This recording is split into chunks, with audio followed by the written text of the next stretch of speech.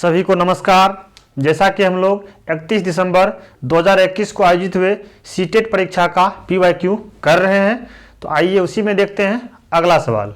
अगला सवाल कहता है कि निम्नलिखित में से कौन सी 3 अंकों की ऐसी संख्या है जो आधे घूर्णन पर पहले के समान दिखती है।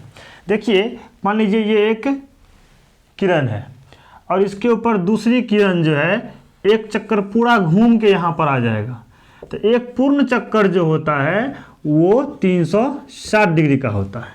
तो कहता है आधे चक्कर, एक पूर्ण चक्कर में होता है 360 डिग्री, तो आधे चक्कर में 180 डिग्री। ठीक है ना। ये प्रत्येक को 180 डिग्री पर घुमा के हम लोग देखेंगे कौन सा पहले के समान दिखती है। तो सबसे पहला है 696। ठीक है ना, 696। इसको हम जब हम 90 पे मोड़ देंगे तो ये ऐसे हो जाएगा। ठीक है ना। अब फिर 90 180, ये हो गया 180 पर घुमाए, तो यहाँ 696 है। और यहाँ पर हम जब देखते हैं तो 696 हमको समझ में 696 है। इसको जब हम 180 पर घुमाए, 696 था, 90 180, ये 696 की तरह नहीं दिख रहा है। अगला है 881। ठीक है ना। इसको हम पहले 90 पर और फिर 90 180 पर, ये 881 की तरह नहीं दिख रहा है। फिर अगला हम लोग देखेंगे 444। ठीक है, इसको 90 पे घुमाएंगे तो इस तरह दिखेगा, और फिर 90 यानी ठीक उल्टा देंगे, 180 मतलब ठीक उल्टा देंगे, तो ये 444 हमको नहीं दिख रहा है।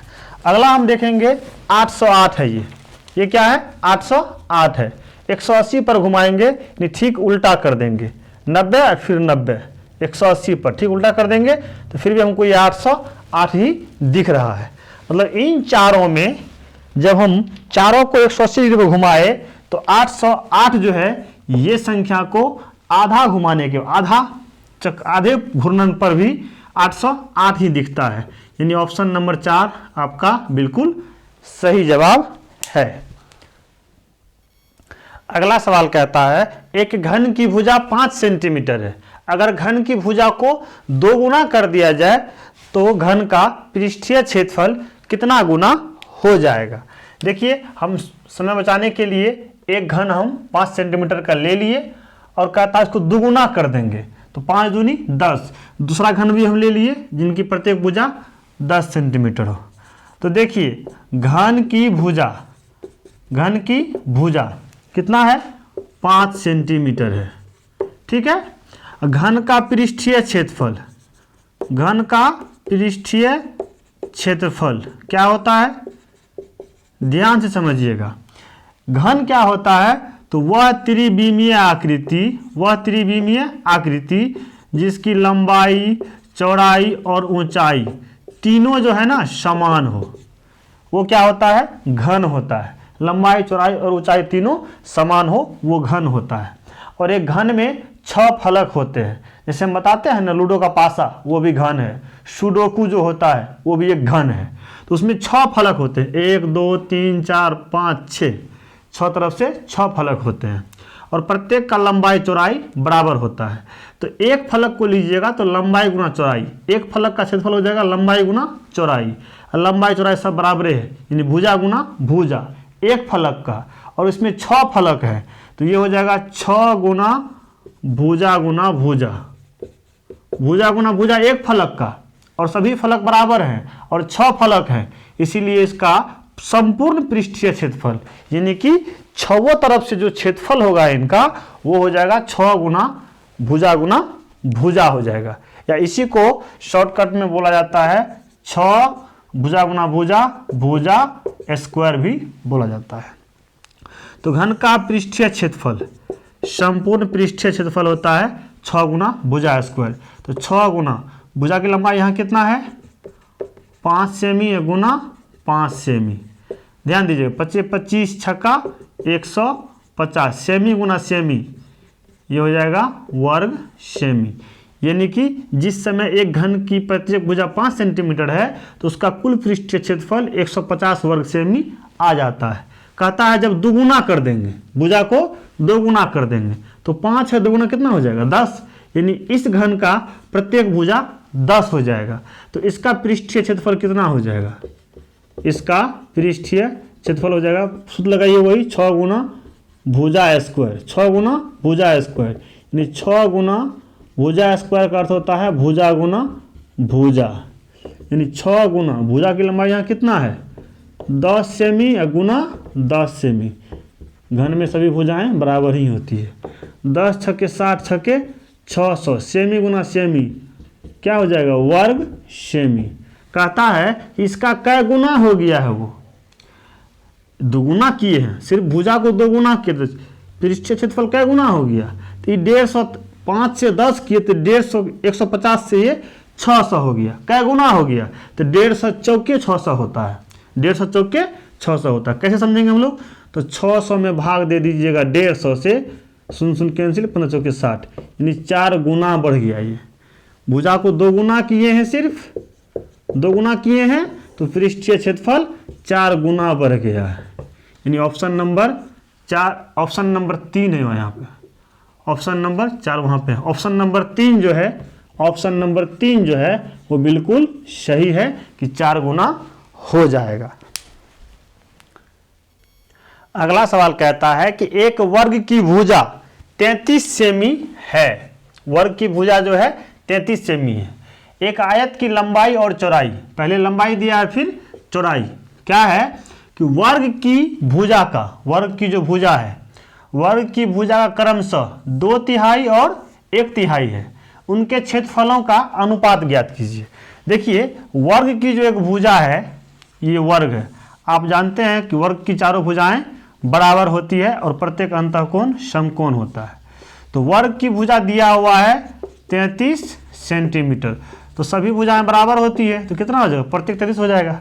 इसका हमको पहले क्षेत्रफल निकाल लेना है, तो लिखेंगे वर्ग की भुजा, वर्ग की एक भुजा बराबर 33 सेंटीमीटर, इसीलिए वर्ग का क्षेत्रफल, वर्ग का क्षेत्रफल आपको पता है उसको बोलते हैं भुजा स्क्वायर बोलते हैं, या इसी को भुजा गुना भुजा बोलते हैं, दोनों ही चीज़ एक ही है। पावर 2 का अर्थ होता है कि जिस पर पावर 2 है उसको उसी से गुना 2 बार। भुजा की लंबाई कितना है 33 सेमी, और फिर गुना हो जाएगा 33 सेमी, 33 गुना 33 कीजिएगा तो ये हो जाएगा 1089 सेमी गुना सेमी जो होता है ना, सेमी स्क्वायर यानी वर्ग सेमी बोलते हैं इसको। ये हो गया आपको वर्ग का क्षेत्रफल। एक आयत भी है, एक आयत भी है, इसकी लंबाई कितना है, लंबाई और चौड़ाई कितना है, लंबाई और चौड़ाई कितना है वर्ग की भुजा का, इनका जो भुजा है इन्हीं का 2/3 लंबाई, चौड़ाई है 1/3। लंबाई जो इसका हो जाएगा आयत की लंबाई, आयत की लंबाई क्या होता है वर्ग की भुजा का, यानी कि 33 का, 33 का कितना लंबाई है पहले तो 2/3, 33 का 2/3 यानी 33 का मतलब गुना 2/3, 3 का 3, 11 33, 11 दूनी 22 सेंटीमीटर है। इसकी लंबाई कितना है 22 सेंटीमीटर। चौड़ाई कितना है, चौड़ाई जो है ना और के बाद है, तो और के बाद 1/3 है, किसका वर्ग की भुजा का ही। चौड़ाई जो है ना वर्ग की भुजा 33 है, तो 33 का 1/3, 1/3 यानी 33 का मतलब गुना 1/3, 3 एकम 3, 11 33, 11 गुना 1, 11/1 यानी कि 11, यानी इसकी चौड़ाई जो है ना वो 11 सेंटीमीटर हो गया। अब इसका क्षेत्रफल निकाल लेंगे। आयत का क्षेत्रफल आप जानते हैं क्या होता है, लंबाई गुना चौड़ाई होता है।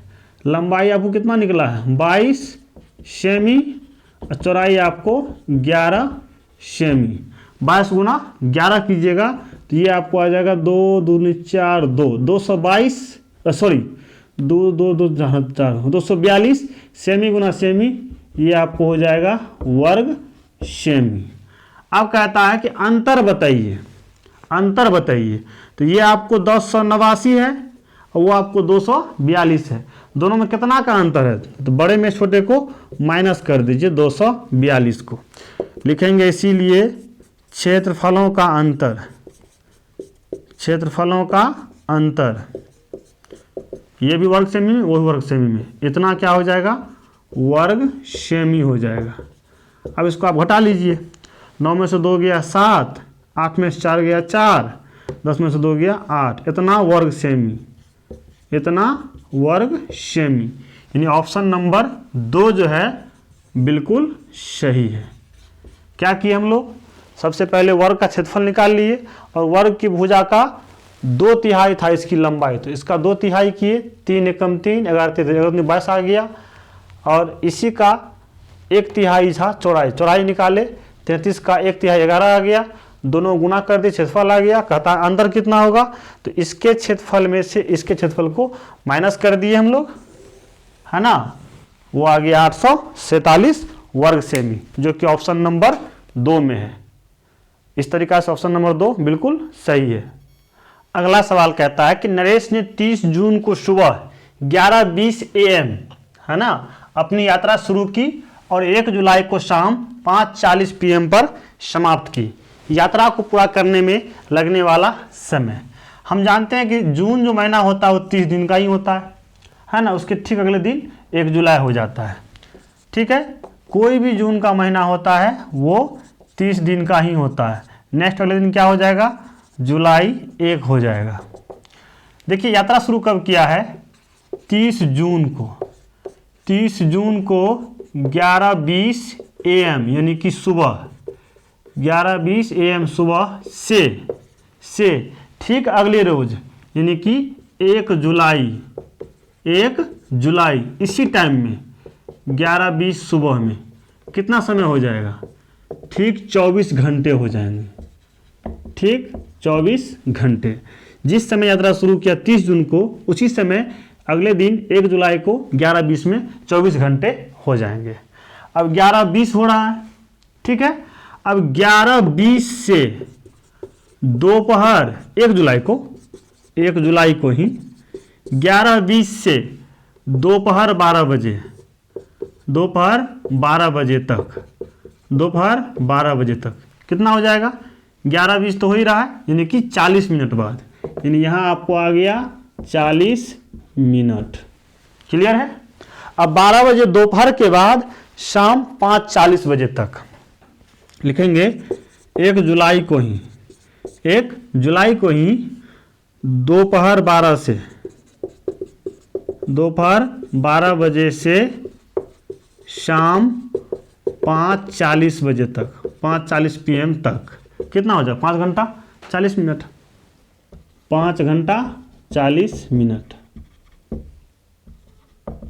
5 घंटा 40 मिनट हो जाएगा, क्योंकि 12 बजे बाद फिर 1 2 3 करके शाम 5:40 तक उसी दिन।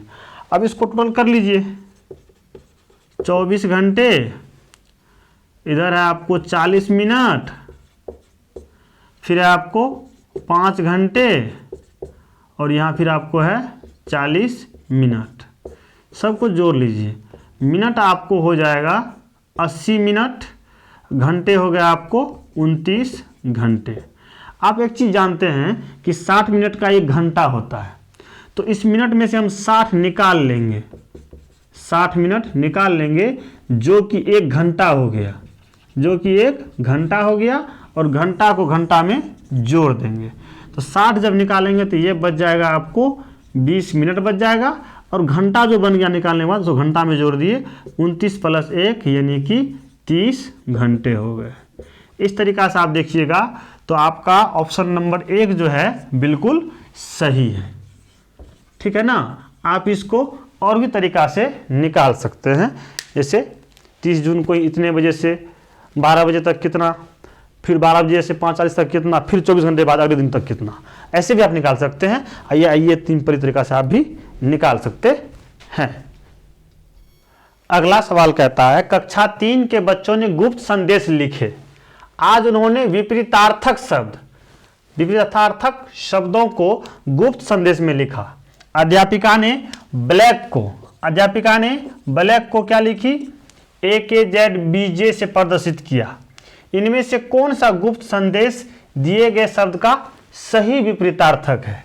देखिए ब्लैक, BLACK, ब्लैक को वो क्या लिखती है, AKZBJ, ठीक है ना। तो ब्लैक का उल्टा विपरीतार्थक क्या होता है, ब्लैक मतलब काला, इसका उल्टा क्या हो जाता है हिंदी में, उजला, उजला। तो ब्लैक का अपोजिट होता है अंग्रेजी में व्हाइट, WHITE, व्हाइट होता है। तो यहां कैसे लिखा वो देखिए, B के बदले A लिखा, B के बदले A लिखा, यानी B के बदले A लिखा, यानी B से ठीक पहले वाला, यानी कि एक पहले वाला, यानी एक माइनस करके A लिख दिया। अब L के बदले K लिखा है, तो L से ठीक पहले K है, यानी कि एक घटा के यहां भी लिखा, A के पहले Z लिखा, A तो अंतिम था, इससे एक घटा तो बस लास्ट का आ गया, यानी A के बदले Z लिखा, यानी कि एक पीछे करके। C के बदले C से एक पहले, यानी एक माइनस कर दीजिए, यानी कि पिछला, ठीक पिछला किया तो B आ गया, और K के ठीक पिछला J है, यानी कि K से एक माइनस कर दीजिए, यानी एक पीछे हो गया तो J आ गया। तो इस तरीका से प्रत्येक का एक पहले का लिख के इसका गुप्त संदेश लिख दिया, लेकिन कहता है इसका विपरीतार्थक आपको बताना है, और उसका क्या संदेश हुआ, गुप्त संदेश, वो बताना है। तो ब्लैक का व्हाइट होता है, और एक एक पहले लिया है, तो W से पहले क्या है, V है, तो W से पहले V ले लेंगे, एक पहले वाला। H से पहले G है, I से पहले, ठीक पहले समझिए ना, ठीक पहले, I से ठीक पहले जो है H है, और T से ठीक पहले S है, और E से ठीक पहले D है, ठीक है ना, VGHSD, यानी ऑप्शन नंबर 2 जो है बिल्कुल सही है, यानी कि एक पहले का लेके एक जो शब्द था उस संख्या से अंग्रेजी के उस लेटर से एक पहले का लेटर लेके गुप्त संदेश बनाया, इसका बताना है विपरीतार्थक। तो ब्लैक का उल्टा व्हाइट होता है, व्हाइट में भी जो काम यहाँ किया गया वही काम यहाँ कर देंगे हम लोग, एक पहले यहाँ लिया गया हर जगह, तो यहाँ भी एक पहले का लेके हम ये वाला गुप्त संदेश प्रदर्शित कर देंगे। अगला सवाल कहता है कि अथीरा आधा दर्जन अंडे, आधा किलो चावल, 250 ग्राम नमक और एक माचिस खरीदना चाहती है। दुकान में दी गई कीमत सूची इस तरीका से है, यदि उसके पास ₹45.50 यानी 45 रुपया 50 पैसे है, तो इन सामान को खरीदने के बाद कौन सा ऑप्शन सही होगा। देखिए, अथीरा आधा दर्जन अंडे, एक दर्जन में होता है 12 पीस, तो आधा दर्जन में कितना हो जाएगा, 6 पीस, यानी अंडा ले लेगा यहाँ पर ये 6 पीस। आधा किलो चावल, चावल जो है यहाँ 32 रुपये किलो है, 32 रुपये प्रति किलो है, तो ये लेगा आधा किलो। आधा किलो का अर्थ क्या होता है, 500 ग्राम, 500 ग्राम। यदि इसी को बदलिएगा किलो में, तो 1 किलो में होता है 1000 ग्राम, यानी 500 ग्राम में आप 1000 ग्राम से भाग कर दीजिएगा, तो ये केजी बन जाएगा। ये क्या बन जाएगा, केजी। 0 0 कैंसिल, 0 5 का 5, 5 दूनी 10, यानी कि 1/2 केजी। ऐसे आधा किलो, आधा का अर्थ ही होता है 1/2, ठीक है। उसके बाद कहता है 250 ग्राम नमक, नमक जो है यहाँ 16 रुपये प्रति किलो है, ये लिया है 250 ग्राम। इसमें जब आप 1000 से भाग कर दीजिएगा, 1000 से भाग कर दीजिएगा, तो ये बन जाएगा आपको केजी। 0 0 कैंसिल, 25 एकम 25, 25 चौके 100, यानी कि 1/4 केजी, यानी कि 250 ग्राम को केजी में आप ऐसे लिख सकते हैं। उसके बाद है माचिस की 1 डिब्बी, ये लिया 1 डिब्बी। अब सबका हम लोग दाम जोड़ लेंगे पहले। तो अंडा जो है 4 रुपया का 1 है, 4 रुपया का 1 है, तो 6 का कितना होगा, तो सीधा हम 6 गुना 4 कर देंगे, तो 6 चौके 24 रुपये हो जाएंगे 0 पैसे। 1 पीस माचिस है, तो 1 पीस, 1 का कीमत ही है 3 रुपये, तो यहाँ दशमलव 3 रुपये। अब देखिए आधा केजी, 1 केजी का कीमत 32 रुपया, तो आधा केजी कितना, तो आधा को गुना कर दीजिए किलो के दाम से, आधा किलो का दाम हो जाएगा 16 रुपये। कितना हो जाएगा, 16 रुपये। अब है कि 1 किलो का दाम है 16 रुपया, तो 1/4 यानी 250 ग्राम में कितना होगा, तो 1/4 गुना कर दीजिए 16, 4 का 4, 4 चौके 16, यानी कि 4 रुपये। कितना हो गया? 4 रुपये। अब हम क्या करेंगे, इन सभी दामों को ऐड कर लेंगे।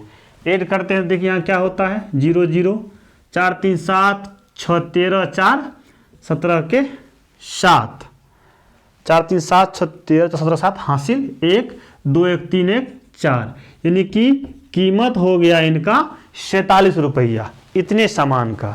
और इसके पास है कितना? 45 रुपया 50 पैसा ही है, तो पैसा ही कम है, सामान का दाम तो ज़्यादा हो गया। यानी कितना का अंतर आ रहा है? 47 रुपये में इसका कुल सामान का कीमत हुआ। इसके पास है 45 रुपया 50 पैसा, तो कम ही है तो घटा दीजिए इसको, 45 रुपया 50 पैसा घटाइए इसको, ठीक है ना। शून्य में शून्य गया, शून्य में से 5 जाएगा नहीं, यहाँ से कैरी कर लेंगे, 7 है, यहाँ 6 बचेगा, इधर 10 में से 5 गया 5, 6 में से 5 गया 1, 4 में से 4 गया 0, यानी 1 रुपया 50 पैसा कम इसको पैसा घट जाता है, 1 रुपया 50 पैसा इसको घट रहा है। अब ऑप्शन हम पढ़ेंगे, कहता है उसे सभी वस्तुएं खरीदने के लिए 1.50 यानी 1 रुपया 50 पैसा जोड़ने होंगे। यही ऑप्शन सही है, क्योंकि कीमत होता है सभी सामान का 47 रुपया, इसके पास था 45 रुपया, यानी कि 1 रुपया 50 पैसे इसको और जोड़ने होंगे, यानी कि देने होंगे, अलग से लाने होंगे। इस रुपए में 1 रुपया 50 पैसे और जोड़ने होंगे, यानी कि देने होंगे, तभी 47 होगा। यानी यही ऑप्शन सही है। इसके बाद कोई भी ऑप्शन सही नहीं है। उसके पास रुपया 2 शेष बचेंगे, शेष कैसे बचेंगे, उसको तो पैसा कम ही है, ये ऑप्शन गलत है। उसके पास उतनी ही राशि जितनी आवश्यकता है, जी नहीं, राशि ही कम थी, आवश्यकता अधिक थी, ये भी ऑप्शन गलत है। उसके पास दूसरे सामानों के साथ 500 ग्राम नमक खरीदने के लिए पर्याप्त राशि है। कहता है कि सब सामान खरीदने के बाद उसके पास नमक जो 250 ग्राम लिया है, ये 250 ग्राम ना होके 500 ग्राम खरीदने के लिए पर्याप्त राशि है सब सामान लेने के बाद। तो पर्याप्त राशि कैसे होगा, जब उसको कुल में ही घट रहा है तो और नमक कहाँ से खरीदेगा? 250 ग्राम नमक तो पैसा घट रहा है, 500 ग्राम और कहाँ से लेगा? तो यानी कि ऑप्शन नंबर 1 बिल्कुल सही है। अगला सवाल कहता है, रेखा ने अपनी जन्मदिन पर केक खरीदा माफ कीजिएगा, और अपने 5 दोस्तों को बुलाया। वो 5 दोस्त को बुलाई, जिसमें से 2 दोस्त वहां नहीं पहुंचे। उसने केक को 2 बराबर भागों में काटा और एक हिस्सा अपने लिए रख लिया। बचा हुआ एक हिस्सा उसने अपने बाकी दोस्तों को दे दिया। थोड़ी देर में उसके 2 दोस्त जो उस समय नहीं आए थे, उसके 2 दोस्त भी वहां आ गए। वह उन्हें देखकर खुश हुई और अपने केक के भाग को 3 बराबर हिस्सों में बांट दिया। उसने पूरे केक का कितना भाग खाया? देखिए सवाल तो लगता है कि बहुत लंबा चौड़ा, लेकिन ऐसा कुछ नहीं है। CTET जानबूझ के सवाल को लंबा करता है। देखिए बहुत सिंपल सवाल है। एक केक है, पूरा केक है, ठीक है। केक का जब 5 दोस्त को बुलाई तो उसमें से 2 उस समय नहीं आया, 3 ही आया। ये क्या किया, इस केक में से आधा बांट लिया, आधा बांट लिया, ये अपने पास इसको रख लिया, ये अपने पास रख लिया, अपने पास रख लिया, ठीक है। और इस केक में से अपने 3 दोस्त को बराबर, उस समय 3 दोस्त था, इस केक में से जो 3 दोस्त आया था उसको बांट दिया, बराबर बराबर बांट दिया। पहला दोस्त, दूसरा दोस्त, तीसरा दोस्त को बांट दिया। कुछ देर के बाद क्या होता है कि जो 2 दोस्त उस समय नहीं आया था वो फिर पहुंच जाता है। तो ये जो अपने पास रखे हुआ था वो खुश होकर वो निकाल लेती है, और इसमें से जो 2 दोस्त आया है और अपना खुद इस केक में से खाता है, यानी इस केक का भी 3 बराबर हिस्सा करती है, 1 2 3, यानी इस तरीका से कहिएगा तो ये चौथा दोस्त को मिला, ये 5वां दोस्त को मिला, और ये उनको खुद को मिला, ये वाला भाग खुद मिला उसको, यानी छठा भाग जो है खुद खाई। कितना आसान सवाल है। अब आपसे ये पूछा जाए कि 6 बराबर बराबर हिस्सा में से एक हिस्सा वो खाई, तो इसका भिन्न क्या होगा, या हिस्सा क्या होगा, क्या होगा? तो 6 हिस्सा में से एक हिस्सा खाई, 6 हिस्सा में से एक हिस्सा खाई। ऐसे भी हम भिन्न को बताते हैं कि छायांकित भाग बटे कुल भाग। कुल भाग कितना है यहाँ पर? 6 है, 1 2 3 4 5 6, 6 बराबर भाग है। इनको इसमें से कितना हिस्सा मिला? एक हिस्सा मिला, यानी 1/6, यानी ऑप्शन नंबर 3 जो है ना बिल्कुल सही जवाब है। बहुत सिंपल है कि 6 बराबर हिस्सा में से एक हिस्सा उसको मिला तो इसका भिन्न हुआ 1/6। समझ गए? चलिए इसको नोट कीजिए, फिर हम आगे बढ़ते हैं। आइए अगला सवाल कहता है कि बहुधा छात्र यानी बहुत सारे छात्र जो है दशमलव संख्याओं की तुलना करने में त्रुटि करते हैं।